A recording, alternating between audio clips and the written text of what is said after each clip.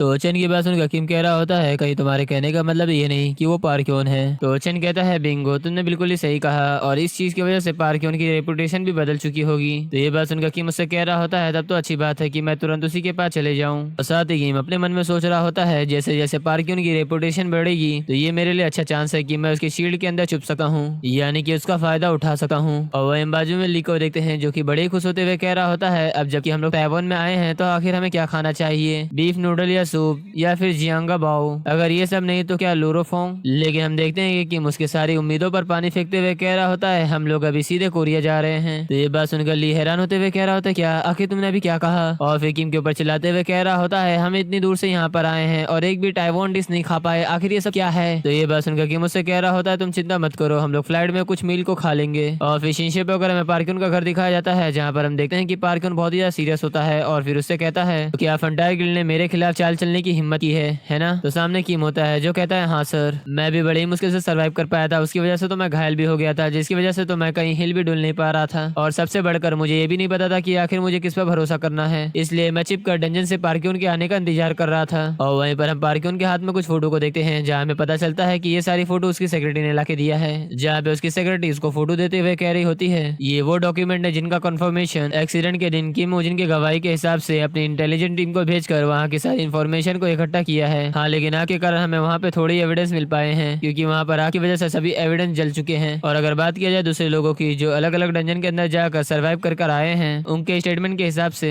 उन्होंने ये कहा कि फंटायर गिल्ड ने पहले उन्हें प्रोवोक किया और फिर उसके बाद अटैक किया। भले ही फंटायर गिल्ड इसे छोटा सा एक्सीडेंट बताकर खुद को इनोसेंट दिखा रहे हैं, लेकिन असल में असली गुनहगार वही हैं। ये बात सुनकर पार्क्योन गुस्से से कह रहा होता है, वो कमीने बास्टर, जब मैं बाहर था तब ये लोग इस तरह का प्लान कर रहे थे, और इन सभी सिचुएशन को देखकर ऐसा लग रहा है कि वो लोग हमारे फोर्स पर नजर रख रहे हैं। तो ये बात सुनकर कि मुझसे कहता है, तो अब आप क्या करने जा रहे हैं। तो ये बात सुनकर पार्क्योन इविल से मुस्कान से कह रहा होता है, वे लोग अब मुझे छूने की कीमत चुकाएंगे, और एक बात जो मैं तुमसे चाहता हूँ कि तुम वो काम करो। जहाँ पे हम देखते हैं कि उसकी सेक्रेटरी उसके सामने एक बैग को रख देती है। तो ये देखकर किम कंफ्यूज हो जाता है, और वहीं से शिप होकर हमें ओचन की तरफ का सीन दिखाया जा रहा होता है, जहाँ पर हम देखते हैं कि ओचन बहुत ही ज्यादा मुस्कुरा रहा होता है। तो इसकी मुस्कुराहट को तो ली बर्दाश्त नहीं कर पाता है, इसलिए वो उससे कहता है, सुबह सुबह इस तरह मुस्कुराने के लिए आखिर तुमने कितना कमाया है। तो ओचन मुस्कुराते हुए कह रहा होता है, मैंने जितना हो सका उतना ज्यादा निचोड़ लिया, क्योंकि ये वही पर्सन है, वो इंसान से मतलब क्या पार्क्योन। लेकिन तुम कितना भी पैसा कमा लो, क्या तुम ये बात भूल चुके हो स्केलेटन नाइट स्किल पाने के लिए हमने कितनी मेहनत और कितना जुनून लगाया था। लेकिन हम देखते हैं कि ली की बात सुनकर भी उसकी मुस्कुराहट कम नहीं होती है, वो और भी अपनी छाती चौड़ा करते हुए कहता है, तुम्हें इसके बारे में चिंता करने की जरूरत नहीं है, वो इंसान हमारा चीज वापस ले आएगा, वो पहले से ही पार्क्योन के ऑफिस में मौजूद है। तो ये बात सुनकर ली कंफ्यूज होते हुए कह रहा होता है, क्या आखिर तुम्हारे कहने का मतलब क्या है। लेकिन तभी उसकी दिमाग की लाइट जल जाती है, जहाँ पर वो हैरान होते हुए कह रहा होता है, नहीं तुम मुझसे ये मत कहना। लेकिन हम ओचन की मुस्कुराहट को देखते हैं, और वहीं रिलेशनशिप वगैरह में ओचन के ऑफिस यानी कि घर का सीन दिखाया जा रहा होता है, जहाँ पर हम देखते हैं किम को बाहर निकलते हुए, जहाँ पर किम के हाथों में एक सूटकेस होता है, और फिर किम अपना फोन खोलता है, जहाँ पर वो सीधे ओचन को फोन लगाता है, जहाँ वो कह रहा होता है, मैं किम ओचन बोल रहा हूँ। तो उस तरफ से ओचन की आवाज आती है, जहाँ पर ओचन कह रहा होता है, ओ हाँ आखिर चीजें कैसी रही। तो किम हंसते हुए कह रहा होता है, हाँ मुझे अभी स्केलेटन नाइट स्किल पेज को हैंड ओवर कर दिया गया है, उसने मुझसे कहा है कि ये सामान मैं सीधे ईसा तक पहुंचा दूं, और इससे मैं सच मुझे पार्क्योन के लिए बहुत ही ज्यादा बुरा लग रहा है, भले वो कितना भी ज्यादा हरामी क्यों ना हो, लेकिन किम से ज्यादा तो हरामी नहीं हो सकता है। और अब शिप वगैरह में सीधे अगले दिन का सीन दिखाया जाता है, जहाँ पर हम न्यूज की हेडलाइंस में देखते हैं क्या फिनिक्स गिल्ड इशाक इन्वो का सपोर्टर बन चुका है, और पार्क्योन ने यह कहा है कि इशाक इन्वो दुनिया का खजाना है, इसलिए उसकी मदद करना तो मेरे लिए खुशी की बात होगी। जहाँ पर हम देखते हैं कि कोई अपने लैपटॉप से इस न्यूज को देख रहा होता है, और फिनिक्स गिल्ड ने प्रॉमिस कर दिया है कि वो इशाक इन्वो को पूरा सपोर्ट करेंगे। तो ये न्यूज पढ़ते हुए वो अपने मन में कहती है, मैं ये देख रहा हूँ कि पार्क्योन वो मीडिया के साथ खेल रहा है, ये तो अनएक्सपेक्टेड था। अगर पार्क्योन इस तरीके से पब्लिक का अटेंशन अपनी तरफ ले लेता है तो फ्यूचर में इन सभी चीजों को संभालना बहुत ही ज्यादा मुश्किल हो जाएगा। और हमें उस डेस्क पे किसी का नाम दिखाया जाता है जो कि होता है पार्क शिन ए, और फिर वो कहती है, अब जब ये सब हो चुका है तो क्या आपको अपनी जिम्मेदारी नहीं लेना चाहिए, क्या आपको ऐसा नहीं लगता। जहाँ सामने हमें चीफ को दिखाया जा रहा होता है, जो कि अपने घुटने के बल बैठी होती है, जहाँ पर वो घबराते हुए कह रही होती है इसका रीजन ये। लेकिन शिप वगैरह में सीधे पार्क्योन की तरफ का सीन दिखाया जा रहा होता है, जहाँ पर उसकी सेक्रेटरी बात करते हुए कह रही होती है, मैं बॉस से इस टॉपिक के बात करने के बाद आपको इसके बारे में बताऊंगी, और तुम्हारा शुक्रिया जो तुमने ये एफर्ट दिखाया। और वहीं पर पार्क्योन को भी देखते हैं, जहाँ पर अपना न्यूज़पेपर पढ़ते हुए कह रहा होता है, क्या वो किम ओजिन है। तो पार्क्योन की बात सुनकर उसकी सेक्रेटरी कह रही होती है, हाँ उसने ये कहा है कि आपने जो उसके ऊपर भरोसा किया है तो वो स्किल पेज उसने इसाक की तरफ पहुंचा दिया है, और वो उसके अगले कदम के बारे में पूछ रहा था, तो आखिर हम उसको क्या जवाब दें। तो ये सुनकर पार्क्योन कहता है, क्या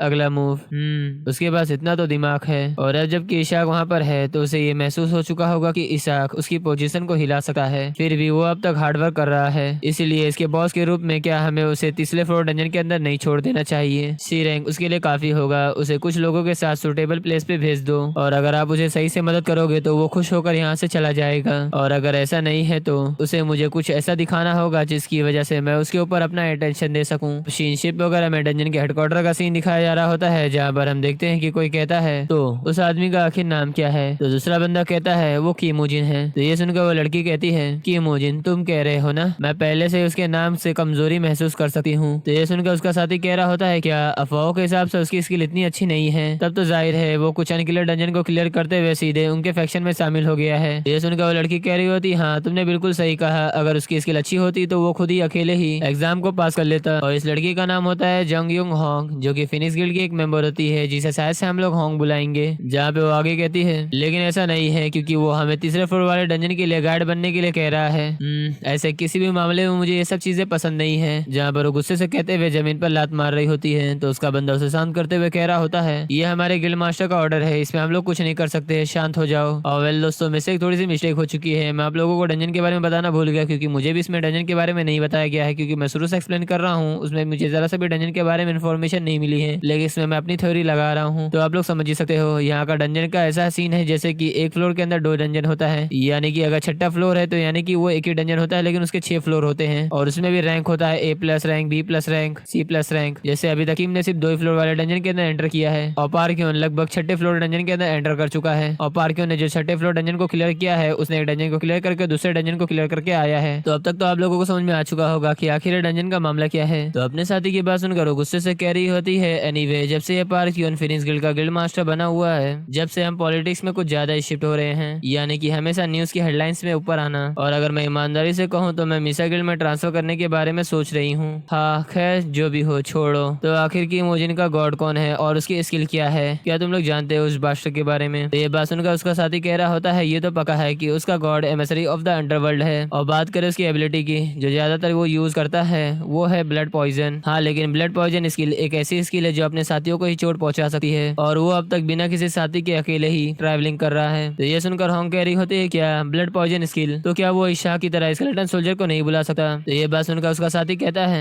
ऐसा लगता है कि किसी ने भी उसे ब्लड पॉइजन स्किल के अलावा किसी और स्किल को यूज करते हुए नहीं देखा है। तो अपने साथियों की बात सुनकर होंग परेशान होते हुए कह रही होती है वो तो मुझे कई तरह से परेशान कर रहा है, ये तो हमारी मदद करने से भी दूर बल्कि ये तो हमारे लिए बोझ बन जाएगा।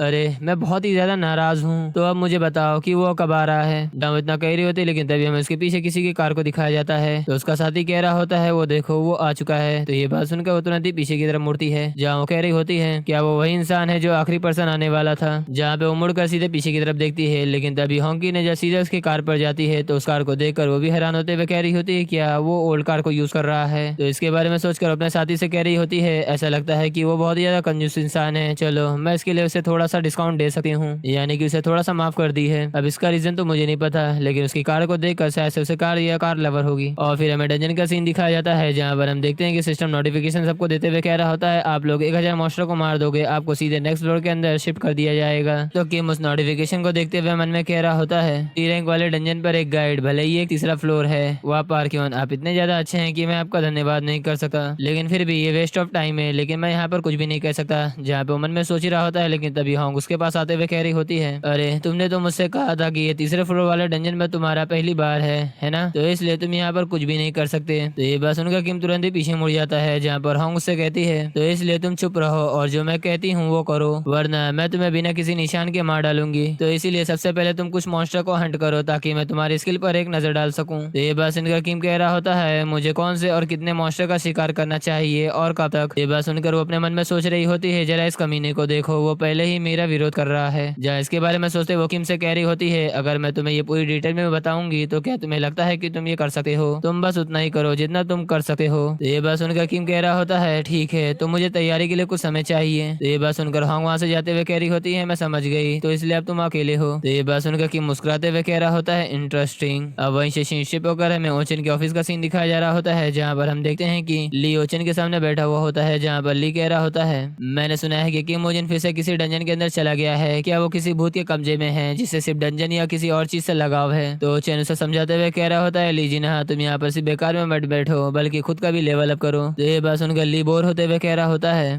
मैं नहीं चाहता कि मैं इसे आसानी से लूं, कम से कम जब तक वो मेरे आसपास नहीं है। क्या तुम्हें पता है कि उसके साथ रहना कितना ज्यादा मुश्किल है? तो ये बात सुनकर ओचन उससे कह रहा होता है, तुम पहले से ही ऐसी शिकायत कर रहे हो कि तुम्हारे पास कोई स्किलफुल पार्टनर नहीं है। जहाँ ओचन इतना कह रहा होता है, लेकिन तभी उसके मोबाइल में मैसेज आ जाता है। तो ये देखकर वो तुरंत ही अपने मोबाइल को निकालता है, लेकिन हम देखते हैं कि यहाँ पर तो तीनों जन को पास मैसेज आया हुआ होता है, जहाँ में उस मैसेज को दिखाया जा रहा होता है, emergency disaster danger management department से ये मैसेज आया है। शाम के 4:30 बजे एक मॉन्स्टर दिखाई दिया है जो पास के डंजन से भाग गया है, और जैसे जैसे बिल्डिंग गिर रही है हम सभी सिटीजन को ये इन्फॉर्म करना चाहते हैं कि आप लोग जहाँ पर हैं वहीं पर हैं। तो ये न्यूज पढ़कर ली कह रहा होता है, आखिर कौन सा गिल्ड डंजन को मैनेज कर रहा है? क्या ये चीज आज भी होती है? और ऐसा ही सीन कुछ साल पहले भी हुआ था जिसे मिसा गिल्ड संभाल रहा था। जहाँ वो इतना कह रहा होता है, लेकिन तभी हम ओचन का फेस देखते हैं जो कि बहुत ही ज्यादा सीरियस होते हुए उसे चुप करने की कोशिश कर रहा होता है। लेकिन जैसे उसे ओचन का इशारा समझ में आता है वो तुरंत ही घबराते हुए अपना मुंह बंद कर लेता है। और हम ओचन को देखते हैं जहाँ पर वो अपना मुंडी टेढ़ा करते हुए सीधे सेक्रेटरी ली को देखता है, और हमें सेक्रेटरी ली को भी दिखाया जाता है जो कि बहुत ही ज्यादा सीरियस होती है,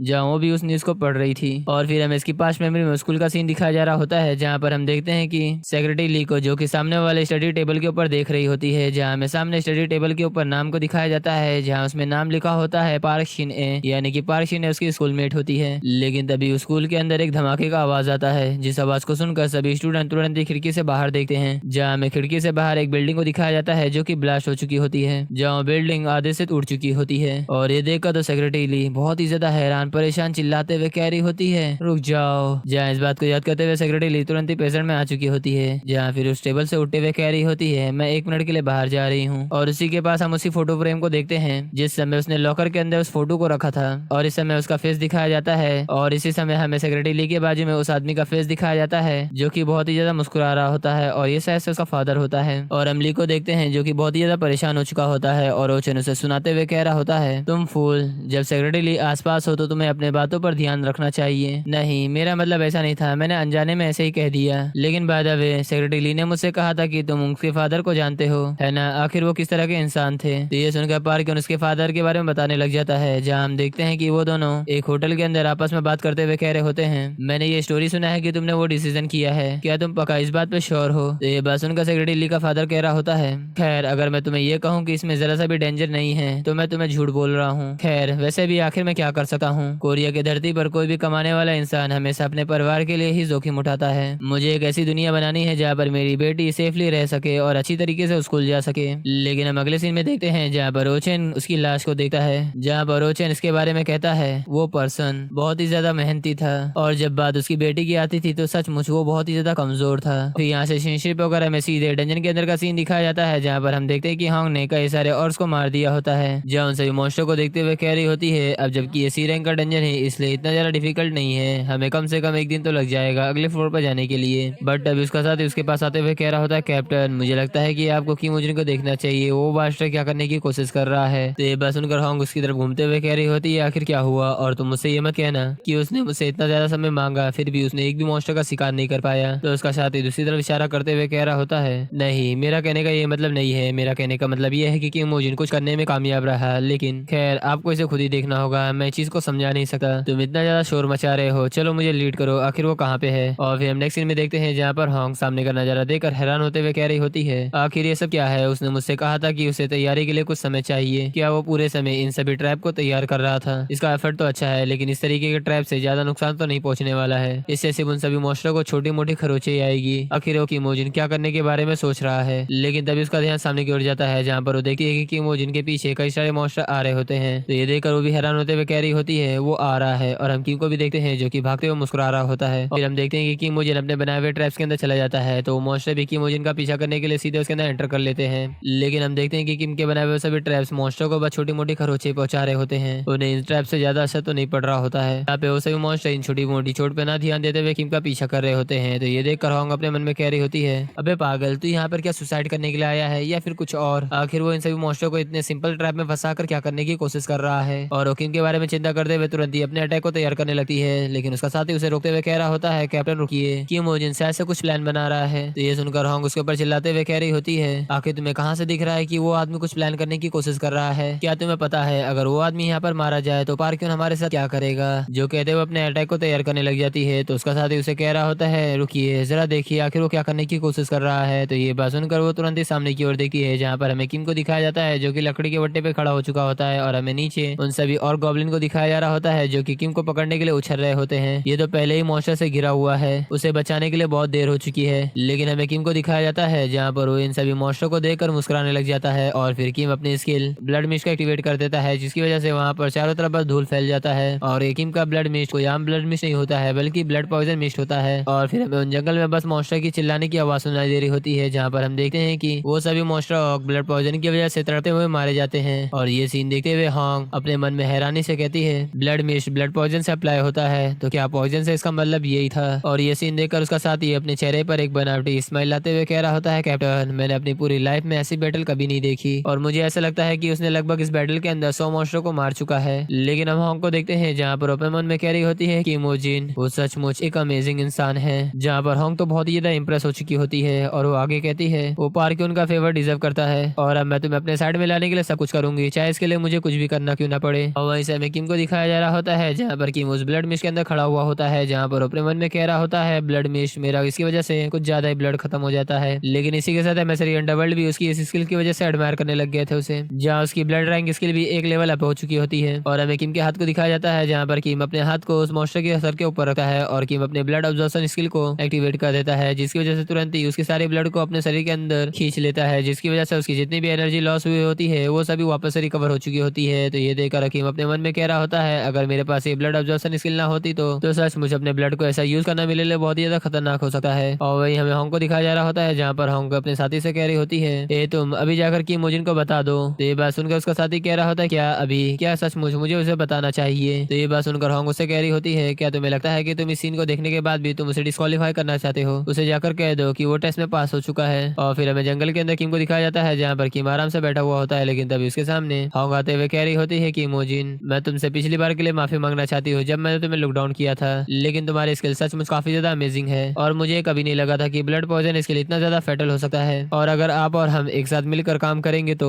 न केवल हम तीसरे फ्लोर वाले डंजन के अंदर पहुंचेंगे बल्कि उससे ऊपर वाले डंजन को भी हम बड़े आराम से विन कर सकते हैं। तो मैं चाहती हूँ कि तुम मेरी टीम के अंदर शामिल हो जाओ। तो ये बात सुनकर कि मुझसे कहता है 100,000 वॉन ये वो अमाउंट है जब मैं हर बार अपने ब्लड पॉइजन स्किल को यूज करूंगा तो तुम्हें इसकी कीमत चुकानी होगी। तो किम की ये बात सुनकर हॉन्ग गुस्से से किम से कह रही होती है क्या मुझे अमाउंट तुम्हें देना होगा, मेरा ब्लड पॉइजन स्किल मेरे ब्लड को ऑब्जर्व करता है इसलिए मैं स्किल को बहुत ही ज्यादा कम इस्तेमाल कर सकता हूँ। तो तुम लोग ऐसा समझ सकते हो कि एक चार्जिंग की तरह है जो कभी भी खत्म हो सकती है। तो क्या ये नेचुरल नहीं है किसी भी इंसान के सामान को यूज करने के बाद उसे उसकी प्राइस नहीं देना चाहिए। और इसके अलावा इसका एक साइड इफेक्ट भी है, मैं इसे जितना ज्यादा यूज करूंगा उतना ही ज्यादा मेरा ब्लड खत्म होते जाएगा, तो मुझे कम से कम इतना अमाउंट तो चाहिए ही। तो ये बात सुनकर हॉन्ग चिड़चिड़ा मुंह बनाते हुए कह रही होती है श्योर मैं तुम्हारी बात समझ गई हूँ और अब जबकि तुम अपना इतना ज्यादा प्रीशियस खून बहा रहे हो तो तुम्हें इसकी कीमत जरूर मिलना चाहिए, इसलिए मैं तुम्हें 30,000 वॉन दूंगी। तो ये सुनकर किम कह रहा होता है इसका डिस्टेंस बहुत ही ज्यादा बड़ा है, चलो मैं तुम्हें स्पेशल डिस्काउंट देता हूँ 1,000 का, तो अब तुम्हें बस 99,000 वॉन देना है। तो हॉन्ग कहती है ठीक है मैं भी तुम्हारे पर थोड़ा मेहरबान हूँ इसलिए मैं तुम्हें 31,000। तो हॉन्ग कहती है ठीक है मैं भी तुम्हारे पर थोड़ा मेहरबान हूँ इसलिए मैं तुम्हें 31,000 वॉन दूंगी। तो किम कहता है 98,000 वॉन। तो हॉन्ग कहती है 32,000 वॉन। तो किम कहता है 97,000 वॉन। तो हॉन्ग कहती है 33,000 वॉन। तो इन लोगों की ऐसी बकचोदी सुनकर हॉन्ग का साथी अपने मन में कह रहा होता है। तो ये देखकर उसका साथी सोच रहा होता है हमारे कैप्टन का कंजूस होना समझ में आता है लेकिन एक इमोजिन आखिर क्यों इतना बार्गेनिंग कर रहा है। और इसी के साथ हम अगले दिन का सीन देखते हैं जहाँ पर उन सभी साथियों ने ब्लैक ट्रोल मॉन्स्टर को जान से मार दिया होता है। तो ये देखकर किम सोच रहा होता है मैंने जितना सोचा था इन लोगों की टीम वर्क मेरे सोच से भी ज्यादा अच्छी है और मेरे ब्लड पॉइजन की वजह से इन सभी मॉन्स्टर को मारने की स्पीड भी इंक्रीज हो चुकी है और खास करके हॉन्ग की ये लीडरशिप मैंने जितना सोचा था ये तो उससे ज्यादा अच्छा कर रही है। लेकिन तभी हॉन्ग अपने साथियों के ऊपर चिल्लाते हुए कह रही होती है कमीने लोग क्या तुम लोग पॉइजन को बचा नहीं सकते हो, क्या तुम्हें पता है कि इसकी कॉस्ट कितनी है 73,000 पर यूज। तो ये देखकर किम ने जो हॉन्ग की तारीफ की थी वो सभी एक झटके में गायब हो जाती है जहाँ कह रहा होता है लगता है कि इसकी लीडरशिप से पैसे की वजह से इंक्रीज हुई है। जहाँ हॉन्ग अपने साथियों के ऊपर चिल्ला रही होती है लेकिन हम कुछ समय बाद देखते हैं जहाँ पर वो सभी लोग एडवांस फ्लोर पर पहुंच चुके होते हैं जहाँ इस फ्लोर का कॉस्ट होता है 6 दिन तक सर्वाइव करना। तो ये देखकर हॉन्ग अपने साथियों से कह रही होती है ये लास्ट फ्लोर है और जैसा कि तुम लोग जानते हो ये एक सर्वाइवल कॉस्ट है इसलिए सभी लोग सावधान रहना क्योंकि यहाँ पर बहुत सारे मॉन्स्टर एक साथ आ सकते हैं और तुम लोगों को यहाँ पर बस 6 दिन तक इंडोर करना होगा और साथ ही लेवल अप भी। और अब जबकि हमारे डंजन के अंदर काफी ज्यादा पैसा खर्च हो चुका है तो तुम लोग ये मेक श्योर करना कि हम इस डंजन से उसकी कीमत वसूल कर सके। जो कहते हुए बड़े गुस्से से किम की ओर घूर रही होती है और उसके साथ ये देखकर तो घबरा रहे होते हैं लेकिन तभी उसका साथ उसे आवाज देते हुए कह रहा होता है कैप्टन मैं इस जगह का सर्वे करने जा रहा हूँ और देखूंगा कि यहाँ पर कितने सारे मॉन्स्टर हैं। तो हॉन्ग उसे परमिशन दे देती है और फिर हम नेक्स्ट सीन में देखते हैं जहाँ पर वो दोनों आसपास की जगह का सर्वे कर रहे होते हैं लेकिन उन्हें कहीं भी मॉन्स्टर नहीं दिखाई देते हैं। तो ये देखकर उसका साथी अपने मन में कह रहा होता है इधर कुछ गड़बड़ है, ये एक सर्वाइवल क्वेस्ट है लेकिन यहाँ पर हमें कोई भी मॉन्स्टर नहीं दिखाई दे रहे हैं और इसके अलावा मुझे इस बात की भी चिंता है कि ये डंजन आखिर इतना छोटा क्यों है। लेकिन तभी उसका दूसरा साथी उसे आवाज देते हुए कह रहा होता है, वेट, यहाँ पर आकर चेक करो, यहाँ पे कुछ है। तो ये बात सुनकर वो तुरंत ही वहाँ से गायब होते हुए सीधे अपने साथी के पास पहुंच जाता है, जहाँ पर उसका साथी उसे सामने एक प्रिंट को दिखाते हुए कह रहा होता है, ये किसी के पैरों के निशान है जो कि काफी ज्यादा बड़ा है। मुझे नहीं पता कि आखिर ये क्या हो सकता है, लेकिन मुझे नहीं लगता कि मैं इस पैर को देखने के बाद भी ये कह सकता हूँ कि वो कोई नॉर्मल मॉन्स्टर होगा। लेकिन उसका साथी इस मॉन्स्टर के पैर के निशान को देखकर हैरान होते हुए कह रहा होता है, मुझे मत कहना ये सर्वाइवल क्वेस्ट कई सारे मॉन्स्टर को डील करने के बारे में नहीं है, बल्कि हमें 6 दिन के लिए रियल बॉस के खिलाफ सर्वाइव करना होगा। तो अपने साथी की बात सुनकर वो भी हैरान होते हुए कह रहा होता है, क्या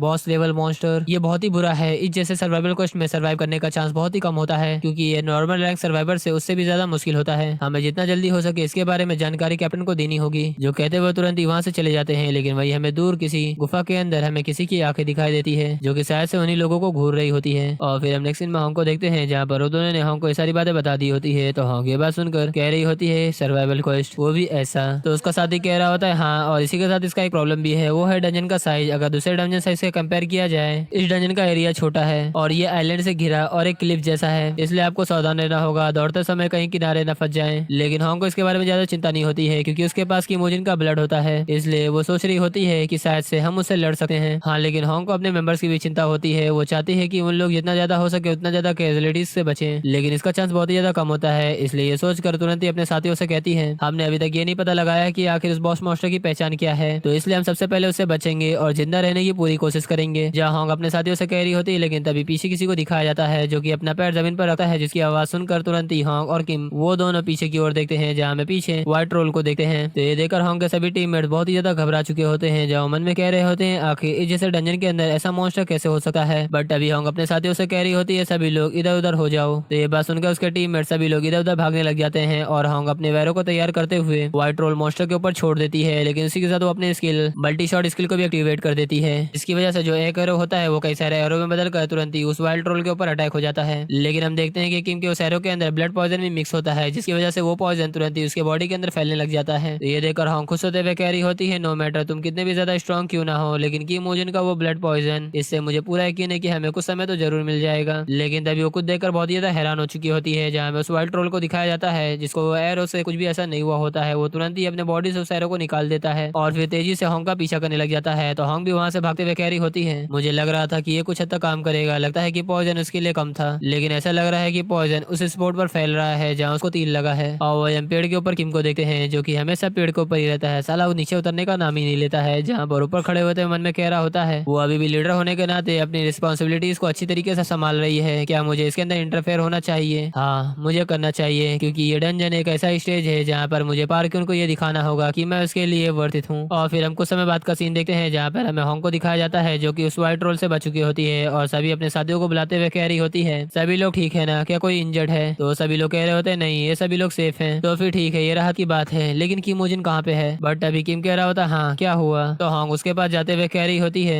मुझे ब्लड पॉइजन की ट्रेडिंग थोड़ी सी इंक्रीज करवानी है, क्या ये पॉसिबल है? तो किम कहता है, हाँ, मैं इसमें कॉपरेट करूंगा, लेकिन इसमें मेरी कंडीशन है। तो क्या हम लोगों को अकेले 1 मिनट के लिए नहीं बात करना चाहिए? लेकिन हॉन्ग तो किम की बात कुछ गलत ही समझ लेती है, इसलिए वो किम से गुस्से से कह रही होती है, तुम मुझसे ये मत कहना कि तुम इस मोमेंट पे तुम मुझसे बार्गेनिंग करने वाले हो। तो किम कहता है, नहीं। और फिर सीन को समय बात कर दिखाया जाता है, जहाँ पर हम देखते हैं किम और हॉन्ग दोनों ही आपस में बात कर रहे होते हैं, और हॉन्ग के सभी टीममेट्स आपस में बात करते हुए कह रहे होते हैं, आखिर ये दोनों इतनी देर से क्या बात कर रहे हैं? जहाँ में हॉन्ग को दिखाया जाता है, वो कुछ कहने की कोशिश कर रही होती है, लेकिन तभी बीच में किम बात काटते हुए कह रहा होता है, तुम्हारे लिए ये डिसीजन लेना मुश्किल होगा, क्योंकि हर किसी की इसमें जान लगी हुई है, लेकिन अगर आप मेरे दिए गए स्ट्रेटेजी को फॉलो नहीं करते हैं, फिर भी मैं आपसे कॉपरेट करूंगा। लेकिन उस टाइम चाहे हम शिकार करें या फिर भागे, कम से कम 4 लोगों की उस समय तो जरूर मौत होगी। जो कहते हुए किम अपने हाथ की मदद से अपने ब्लड वेपन को तैयार करने लग जाता है, और किम उस ब्लड वेपन को दिखाते हुए कह रहा होता है, ये मेरे गाढ़े खून से बनाई गई आइटम है, ये ब्लड पॉइजन एरो के साथ भी आपकी मदद करेगा। तो ये बात सुनकर हॉन्ग बड़े सीरियस से कह रही होती है, बास्टर, अगर मेरे कोई भी साथी तुम्हारी स्ट्रेटेजी को फॉलो करते हुए मारे जाते हैं, तो तुम ये सोच लेना तुम मेरे लिए उसी समय मर चुके होगे। यहाँ पे किम के हाथ से उस एरो बैग को छीन कर अपने साथियों के पास जाते हुए कह रही होती है, हम लोग एक प्लान बना रहे हैं, उसके लिए हमें मीटिंग करना होगा। और फिर कुछ समय बाद हम 2 टैंकर को देखते हैं, लेकिन उसी के साथ सीन शिफ्ट होकर हमें सीधे शाम का सीन दिखाया जाता है, जहाँ पर दोनों टैंकर सामने जंगल के अंदर खड़े हुए होते हैं, जहाँ वो दोनों आपस में बात करते हुए कह रहे होते हैं, क्या हम सचमुच इस तरीके से ठीक रहेंगे,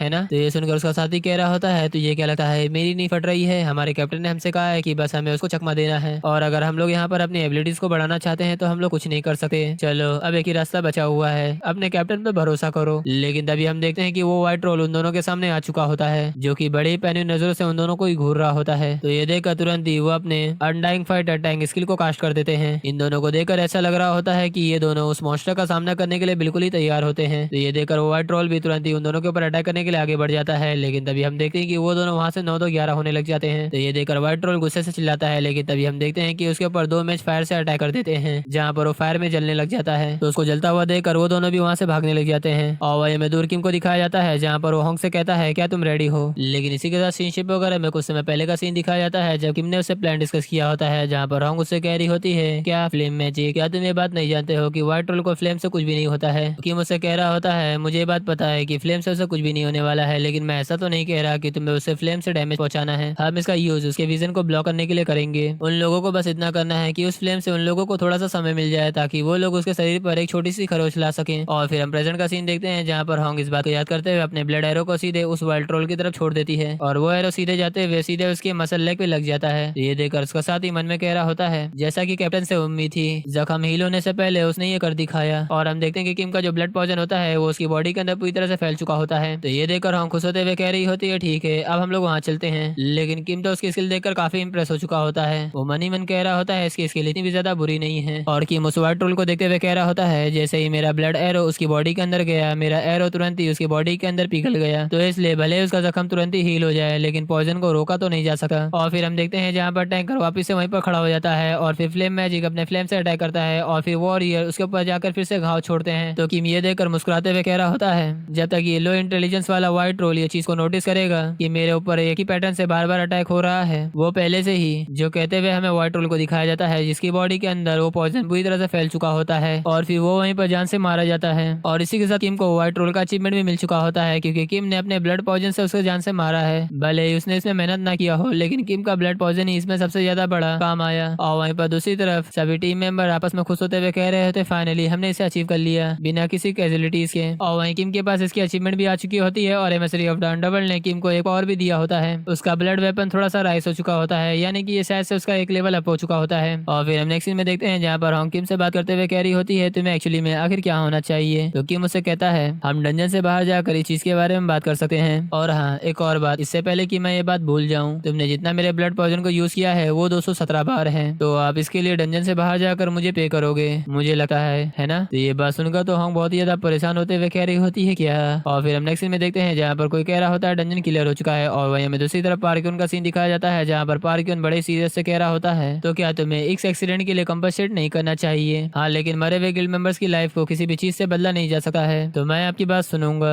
जहाँ में उसके सामने चीफ को दिखाया जाता है जो कि कुछ नहीं कह पा रही होती है। और फिर वहाँ से शिनशिप वगैरह में होंग की तरफ का सीन दिखाया जाता है, जहाँ पर होंग अपना इंटरव्यू दे रही होती है, जहाँ पर कई सारे न्यूज रिपोर्टर होंग से सवाल पूछते हुए कह रहे होते हैं मैंने ये सुना है कि सी रैंक प्लेयर डंजन के अंदर अचानक से एक व्हाइट रोल अपेयर हुआ है, तो मैं ये जानने में बहुत ही ज्यादा क्यूरियस हूँ कि आप लोग बिना किसी सिंगल कैजुअलिटीज के आखिर इसको मैनेज कैसे किए। होंग कहती है रिजल्ट अच्छा रहा क्योंकि सभी टीम ने वहाँ पर अच्छा काम किया, और मुझे ये कहना होगा कि किम ओजन के ब्लड पॉइजन के बिना इस डंजन को क्लियर करना लगभग मेरे लिए भी इम्पॉसिबल होता। ये सुनकर न्यूज रिपोर्टर उससे पूछ रहा होता है तो आप ये कहना चाह रहे हो कि आपने ब्लड पॉइजन का इस्तेमाल करते हुए उस व्हाइट रोल को हराया है, लेकिन आखिर ये किम ओजन कौन है। लेकिन हम देखते हैं कि होंग और उसके 2 साथी वहाँ से जाने लग जाते हैं, और फिर हमें अगले दिन न्यूज का सीन दिखाया जा रहा होता है, जहाँ पर सभी लोगों में बस यही खबर होती है कि एक हंटर पॉइजन का यूज कर रहा है एक नई स्ट्रेटेजी के साथ। क्या फिनिश गिल्ड के जनरेशन का नया एरा किम ओजन का वेपन्स ब्लड पॉइजन होगा। और वहाँ से शिनशिप वगैरह में पार्किंग एरिया का सीन दिखाया जाता है, जहाँ पर किम ओजन कह रहा होता है मैं किम ओजन बोल रहा हूँ, क्या कोई अपडेट्स आई है। लेकिन किम से आखिर कौन ही बात कर सकता है क्योंकि वो तो सारा रंडुआ है। मैंने इतने सारे एपिसोड को एक्सप्लेन कर दिया है, लेकिन फिर भी अभी तक कोई भी लड़की इसके हाथ में नहीं आई है, ना ही इससे कोई इंप्रेस हुई है। तो उस तरफ से ओचन कह रहा होता है मैंने पार्कियन से इस इन्फॉर्मेशन को लीक करवा दिया है कि शाक अनडेड फॉरेस्ट को क्लियर करना चाहता है, लेकिन हमें इंतजार करना होगा और ये देखना होगा कि आगे आउटकम क्या होता है। लेकिन क्या तुम्हें यकीन है कि तुम वहाँ पर ठीक रहोगे एक फॉरेन के रूप में, और इसके अलावा एक रूसी के रूप में अमेरिका के डंजन के अंदर जाना। तो किम मुझसे कहता है अगर मैं ईशा के अलावा किसी और रूप में डंजन के अंदर एंटर करने जा रहा होता तो उस समय पार्कियन का यूज करना अननेसेसरी होता। तो ये बात सुनकर ओचन उससे कहता है और जैसा कि तुम पहले से ये बात जानते हो यहाँ तक कि मिसा गिल्ड भी अमेरिका के डंजन के अंदर कुछ ही बार तक पहुंच पाया है, और जब दुनिया इस तरह बदल गई थी तो कई सारे स्किल प्लेयर वो सीधे अमेरिका की तरफ ही चले गए थे। लेकिन इसका फैक्ट ये है कि सिचुएशन यहाँ तक आ गई है, इसका मतलब ये है कि तुम ही लोग सोच सकते हो कि आखिर वो डंजन कितना ज्यादा डिफिकल्ट हो सकता है। तो किम कहता है आई नो मुझे इसके बारे में पता है, लेकिन तभी किम का ध्यान बाजू की हो जाता है, जहाँ हमें दिखाया जाता है कोई लिफ्ट से बाहर निकलता है और हमें उसका फेस दिखाया जाता है जो कि होती है चीफ नॉमी, जहाँ पर हम देखते हैं कि चीफ नॉमी अपने लीगल एडवाइजर के ऊपर चिल्ला रही होती है। तो वो चेन चीफ नॉमी के बारे में बताते हुए कह रहा होता है वैसे भी पार्कियों ने चीफ नाओमी को अपनी आंखें बंद करने के लिए कह दिया है। मुझे लगता है कि फंटायर गिल्ड किसी भी तरह इसे अप्रूवल दे देगा। हाँ, लेकिन मुझे इस बात का यकीन नहीं कि दूसरा साइड जिसे फंटायर गिल्ड के साथ एक सादा मोर्चा बनाया है वो किसी भी बाहर वाले को अलाउ तो नहीं करेगा। तो किम मुझसे कहता है आप दूसरी साइड से कहने का मतलब ये है कि आप ग्रेड 1 गिल्ड के बारे में बात कर रहे हो, है ना। और फिर हम नेक्स्ट सीन में देखते हैं जहाँ पर किम वहाँ से जाते हुए कह रहा होता है मुझे नहीं पता कि आखिर ग्रेड 1 गिल्ड इस बात पर कैसे रिएक्ट करेगा, लेकिन ट्रेंड सिर्फ मेरे उधर ही झुकेगा। यानी कि मेरे कहने का मतलब ये है कि मेरे लिए डोर जरूर खुलेगा। और वहीं शशि शिप होकर हम डंजन रिपोर्ट को देखते हैं जहाँ पर पार्कून इस रिपोर्ट को देखते हुए कहता है क्या तुम पक्का इस डंजन रिपोर्ट के बारे में श्योर हो। तो पार्कून के सामने उसकी सेक्रेटरी होती है, वो कहती है मैंने सभी क्लियर करने वाले पार्टिसिपेंट से इसके बारे में पूछा है, ये रिपोर्ट बिल्कुल ही एक्यूरेट है। तो पार्कून कहता है एक व्हाइट रोल का हंट करना जो कि उनका पहला डेप्थ शो माना जा रहा है। तो पार्कून की सेक्रेटरी कहती है इस टीम की कमांडर होंग थी, लेकिन कहा जाता है कि इस प्लान को किमोजिन ने बनाया था। तो पार्कून कहता है वो पागल लड़की होंग जो हर बात पर हमेशा गुस्सा हो जाती है, आखिर उसने इस बात को कैसे एक्सेप्ट कर लिया। तो पार्कून की सेक्रेटरी कहती है हाँ, इससे भी ज्यादा हैरानी की बात यह है कि उसने किमोजिन को पैसे दिए हैं उसका ब्लड पॉइजन स्किल यूज करने की वजह से। तो ये सुनकर पार्कून हंसते हुए कह रहा होता है जब मैंने उसे पहली बार देखा था तभी मुझे पता चल गया था कि वो कोई आम इंसान तो नहीं है, लेकिन मुझे ये उम्मीद नहीं थी कि वो इतना अच्छा होगा। क्या ही दिलचस्प आदमी है, उसे पहले ही हमारी टीम में ले लेना चाहिए था और अब से मुझे उसके साथ ठीक से व्यवहार करना होगा। तो आखिर अब वो कहाँ पे है। तो पार्कून की सेक्रेटरी कहती है वो अभी आया है, इसलिए जब हम बात कर रहे हैं तो वो अभी ऊपर है। तुम उसी डेविल की बात कर रहे हो, है ना। और वहीं शशि शिप होकर हमें दूसरी तरफ किसी मीटिंग का सीन दिखाया जाता है जहाँ पर कोई कह रहा होता है अंडर फॉरेस्ट जहाँ हमारे ग्रेड 1 गिल्ड और फंटायर गिल्ड का एक कॉमन काम था, लेकिन फिर भी हम उस डंजन को क्लियर करने में फेल हो गए। और वो रशियन का इशाकिन वो चाहता है कि वो इस डंजन को क्लियर करे,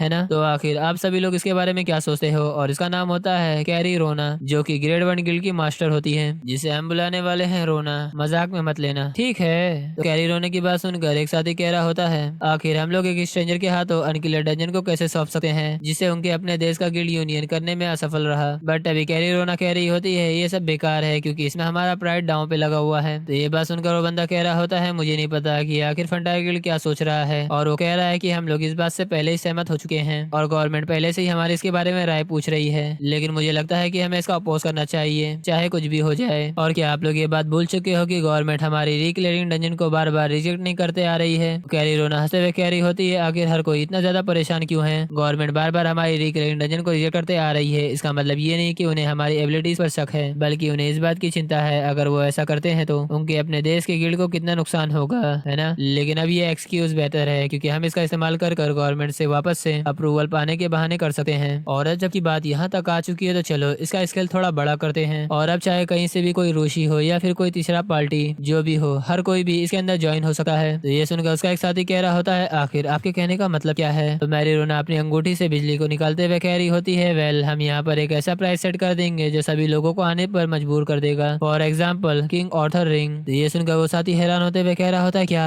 ऐसा कभी नहीं होना चाहिए, क्या तुम इस बात को भूल चुकी हो कि इसे पाने के लिए हमने कितना खर्च किया है। तो मैरी रोना उसे शांत करते हुए कह रही होती तुम शांत हो जाओ, मैंने ये कहा कि मैं इसे बड़े स्केल में करूंगी, लेकिन मैंने ऐसा तो नहीं कहा कि मैं इसे फ्री में दूंगी। और वहीं शशि शिप वगैरह में ओचन की कार को दिखाया जाता है जहाँ पर किम बहुत ही हैरानी से सामने स्किल पेज को देख रहा होता है और ली उससे कहता है ये स्किल ओचन ने मुझसे कहा है कि मैं आपको दे दूं और इसके बारे में कुछ बात आपको अच्छी तरह से सूट करती है। और मैंने ओचन से कहा उसको इसकी जरूरत नहीं होगी क्योंकि तुम तो स्केलेटन सोल्जर को बुक ऑफ एंडेड या फिर कुछ और, लेकिन उसने मुझसे लगातार कहा कि मैं इसे तुम्हें दे दूं। तो किम उसकी बात सुनकर हंसते हुए कह रहा होता है नहीं ऐसा बिल्कुल नहीं है, ये मेरे लिए काम आएगा, प्लीज तुम मुझसे कह देना कि मैं इसका बहुत ही ज्यादा अच्छा यूज करूंगा। क्योंकि किम ये बात अच्छी तरीके से जानता था बुक ऑफ एंडेड में स्केलेटन सोल्जर को स्टोर करने की भी एक नंबर ऑफ लिमिट होती है, और एक दिन ऐसा भी आ सकता है जहाँ पर किम का ओपोनेंट एक ऐसा इंसान होगा जो ताकत और टीम के मामले में उससे भी ज्यादा हो। लेकिन इस स्किल के साथ मुझे लगता है कि मैं कुछ हद तक तो टिक सकता हूँ। जहाँ में उस स्किल का नाम दिखाया जाता है पावर ऑफ द पोरा। आप सभी डेड बॉडीज को यूज कर सकते हो सेक्रीफाइस के लिए, और मुझे भी नहीं पता कि आखिर इस समय किम क्या सोच रहा है। बट अभी लियो किम को बुलाते हुए कह रहा होता है कि मोजिन क्या तुम मेरी बात सुन भी रहे हो, क्या तुम्हें लगता है कि तुम सचमुच अनडेड फॉरेस्ट को क्लियर भी कर सकते हो। और वैसे भी तुम ये बात तो जानते होगे दुनिया के 5 महान गिल्डों में से 2 गिल्ड द ग्रेट गिल्ड और फंटायर गिल्ड वो लोग भी डंजन को क्लियर करने में फेल हो चुके हैं, और इसके अलावा उसका नाम अनडेड फॉरेस्ट है, इसलिए वहाँ पर पक्का मरे हुए लोग होंगे। क्या ये तुम्हारे लिए बुरा मैचअप नहीं है, और जबकि तुम मरे हुए स्केलेटन सोल्जर का यूज नहीं कर सकते हो जब तक कि तुमने उसे खुद न मारा हो। तो ये सुनकर कि मुझसे कहता है मैं उस लड़ाई के लिए थोड़ा सा परेशान था, लेकिन क्या वो तुम नहीं होगे जो सबसे पहले आगे आकर उन सभी अनडेड का सामना करोगे। बस सुनकर तो ली घबरा जाता है, लेकिन तभी किम का फोन बजने लग जाता है जहाँ पर किम फोन उठाते हुए कह रहा होता है हाँ हेलो किमोजिन, क्या वहाँ से अप्रूवल डन हो चुका है। तो ओचन वहाँ से कहता है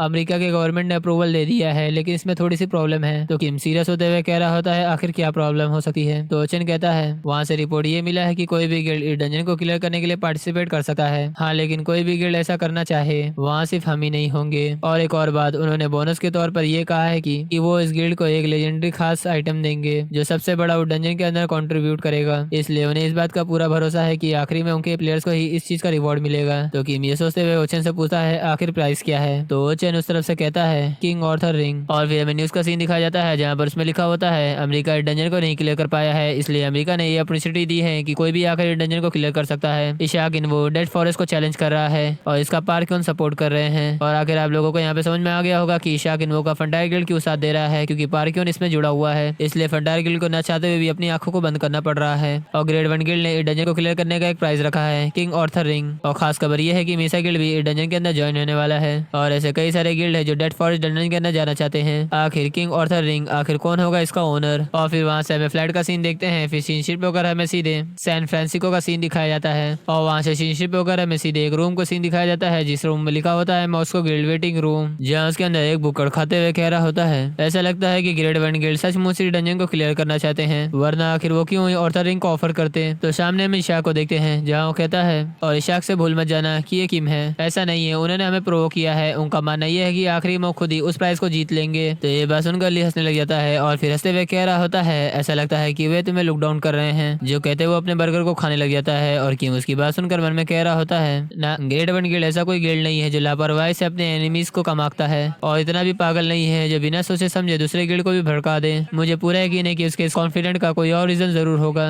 और मुझे इस बात का पता लगाना होगा कि आखिर इसके कॉन्फिडेंट का रीजन क्या है। और वहीं सेशनशिप वगैरह में ग्रेड 1 गिल्ड का हेडक्वार्टर का सीन देखते हैं जहाँ पर कोई कह रहा होता है सभी मेंबर जिसमें इंक्लूडिंग एलिस हाइटन भी शामिल है, वो सभी लोग डंजन के अंदर एंटर कर चुके हैं। लेकिन क्या आप सचमुच इससे ओके हो? और ऐसा भी नहीं है कि मैं एलिस की एबिलिटी पर डाउट करता हूँ, लेकिन प्राइस के तौर पर किंग ऑर्थर की अंगूठी को देना, तो आपके डिसीजन की वजह से अंदर भी कई सारे रूमर्स चल रहे हैं। तो एलिरोना कहती है ऐसा लगता है कि हर कोई कुछ ना कुछ तो गलत समझ रहा है। मैंने ये कहा कि मैं प्राइस के रूप में ऑर्थर रिंग दूंगी, लेकिन मैंने ऐसा तो कभी नहीं कहा कि हम इसे यूज नहीं कर सकते। तो इसी के साथ हम किसी के हाथों में उस ऑर्थर रिंग को देखते हैं और फिर शिप वगैरह में डंजन के अंदर का सीन देखते हैं जहाँ पर कोई लड़की मुस्कुराते हुए कह रही होती है हेलो दोस्तों, ऐसा लगता है कि हर कोई मानव मैजिक के चैनल को देख रहा है। अगर आप लोग यहाँ तक पहुंच चुके हो तो सब्सक्राइब करके जाना। और मैं हूँ ग्रेड 1 गिल्ड की एली हाइटन। स्टार्ट होने से पहले मैं ये चाहती हूँ कि सभी गिल्ड उन चीजों पर डिसाइड कर ले जिन पर उन्हें एग्री होना है। और वहीं हम ली और किम को भी देखते हैं जहाँ पर ली एली हाइटन की बात सुनकर किम से कह रहा होता है अभी तो हम लोग स्टार्ट ही कर रहे हैं, आखिर हमें किस बात पर एग्री होना है। और शायद से उसका आशा ये नहीं है कि हम सब मिलजुल कर रहें और एक दूसरे से फाइट ना करें। तो ली की बात सुनकर किम कहता है वो ये चाहती है जो सबसे ज्यादा कंट्रीब्यूट करे वही बॉस को हराए। वो ये डिसाइड करना चाहती है कि बॉस को आखिर कौन हराएगा, इसलिए वो गिल्ड का सहारा लेते हुए इन सभी डंजन के अंदर जो सबसे ज्यादा कंट्रीब्यूट करेगा वही बॉस को मारेगा। तो ये बात सुनकर ली कह रहा होता है क्या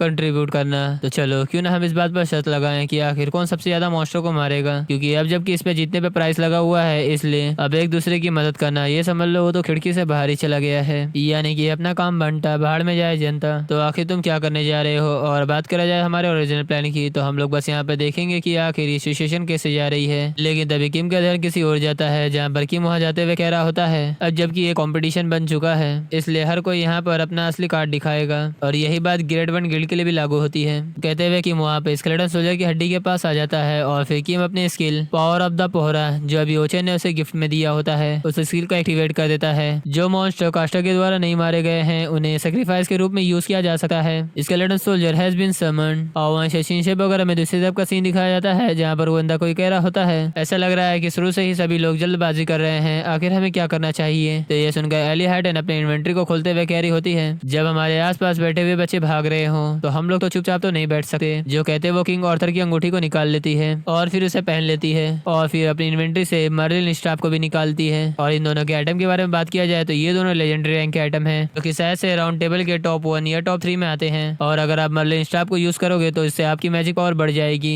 और इसकी वजह से द लेजेंड किंग ऑर्थर की हिडन कंडीशन भी मीट हो चुकी होती है जहाँ इसकी वजह से आइटम का सेट इफेक्ट भी एक्टिवेट हो चुका होता है। और इसी के साथ किंग ऑर्थर की अंगूठी राउंड टेबल आइटम के साथ बहुत ही ज्यादा स्ट्रॉन्ग होते जा रही होती है। और एक और सिस्टम भी नोटिफिकेशन देते हुए कह रहा होता है आपकी मैजिक पावर ओवरफ्लो हो रही है और हम उसकी मैजिक पावर को भी देख सकते हैं जो कि काफी ज्यादा पावरफुल दिख रही होती है। जो कि चुप कर एक छोटा लिजार्ड स्केलेटन मॉन्स्टर ये सीन देख रहा होता है और हमें उसकी आंखों को भी दिखाया जाता है जो कि खाली खाली नहीं होती है। तो अब तक तो आप लोगों को पता चल चुका होगा कि किम इसको कंट्रोल कर रहा है। और फिर एली कहती है दूसरे फ्लोर पर इन सभी चीजों को खींचने की जरूरत नहीं है, चलो इन्हें पहले फ्लोर पर ही इन सभी शो को दिखा देते हैं। जहाँ हम एली को देखते हैं जहाँ उसके बाजू में हमें एक मानव से बने हुए फायर ड्रैगन को दिखाया जाता है जो कि इसके पावर को रिजेंबल करता है कि आखिर एली अब कितना ज्यादा स्ट्रांग हो चुकी है। और फिर एली कहती है चलो इन्हें दिखा देते हैं कि आखिर डंजन के अंदर कौन सबसे ज्यादा स्ट्रांग है।